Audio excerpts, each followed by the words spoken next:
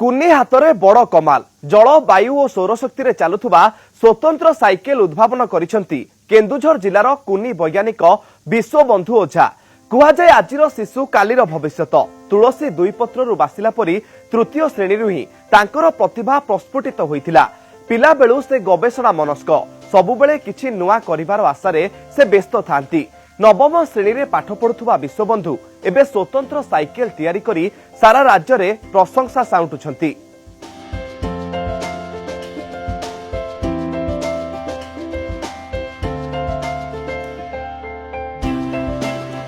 केन्दुझर जिला घसीपुरा ब्लॉक तरीमूल गाँवर कुनी वैज्ञानिक विश्वबंधु ओझा तरीमूल नोडाल हाईस्कूल रे से नवम श्रेणी रे पाठ पढ़ती।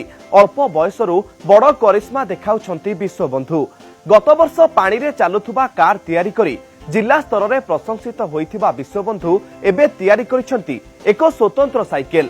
बढ़ुथुबा तेल दर और प्रदूषण को दृष्टि रखी पानी वायु और सौरशक्ति रे चालुथुबा साइकेल तैयारी करी से समस्तंकु आश्चर्य करि दैछंती।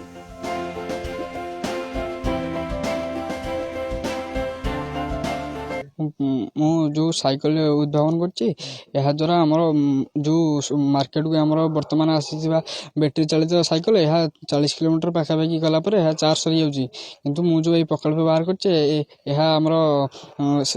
रिचार्जेबल हम सोलार एवं वाटर आ सहित आमर विंड रे हमर यह कन्वर्ट होई अधिक विद्युत शक्ति द्वारा हमर बैटरी अधिक जोर चार्ज हो जाय से चार्ज द्वारा हम गोटे स्थान अन्य स्थान अति शीघ्र जाय परिबा। घंटा बजे हमर 30 किलोमीटर बेगर एटा स्पीड तार जाय परिबा। आ थरे हम चार्ज कले यह हमर गोटे दिन कि 2 दिन पाखा पाखि कंटिन्यू चली परिबो। तेबे अन्य बैटरी चालित साइकेल परी एथिरो चार्ज सरीबो नाही।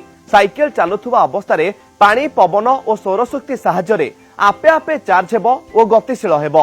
साइकेल रो डाहण पटे थिबा पानी रु टर्बाइन जोगे 12 वोल्ट आसुथुबा बेले साइकेल सम्मुख रे थिबा सोलार पैनल रु 6 वोल्ट पावर मिलिथाए। एहा सो सम्मुख रे थिबा दुईटी फैन बुलिले सेथिरो 6 वोल्ट शक्ति मिलिथाए।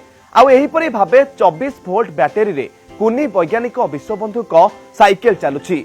घंटा प्रति 30 किलोमीटर बेगरे चालुछि एही साइकेल। थरे चार्ज कले 2 दिन पर्यंत गड़िब विश्वबंधु ही साइकेल। 60 रु 65 किलो ओजन मध्य एथिरे टणा जाई परिबो। आम स्कूल नवम श्रेणी छात्र विश्वबंधु ओझा जे जने मेधावी छात्र एवं से विज्ञान विभिन्न उपकरण तैयारी करती एवं गत वर्ष से जिला स्तरीय विज्ञान मेला रे गोटे प्रोजेक्ट करी मते पुरस्कृत होइछंती। ए वर्ष से गोटे स्वतंत्र साइकेल तैयारी करछंती जे साइकेल की पानी रे चलिबो एवं सेतरे सोलार सिस्टम अछि आउ सोलार एनर्जी को केमती कन्वर्ट करी साइकेल चली परिबो एवं बैटरी मध्ये एनर्जी स्टोर हो परिबो। ए साइकेल कम खर्च हबो एवं पिला माने आकु व्यवहार करि परिबे। ये गोटे स्वतंत्र विज्ञान उपकरण जहा कि छात्र छात्री मध्ये सिखि किछि ज्ञान आहरण करि परिबे। तृतीय श्रेणी रे पाठ पढुथुवा बेले प्रथम एक डीजे गाड़ी तैयारी करिथिले विश्वबंधु।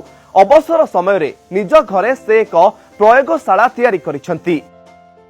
आगको से रबर तैयारी करिबा पई आशा रखी गवेषणा जारी रखिसंती।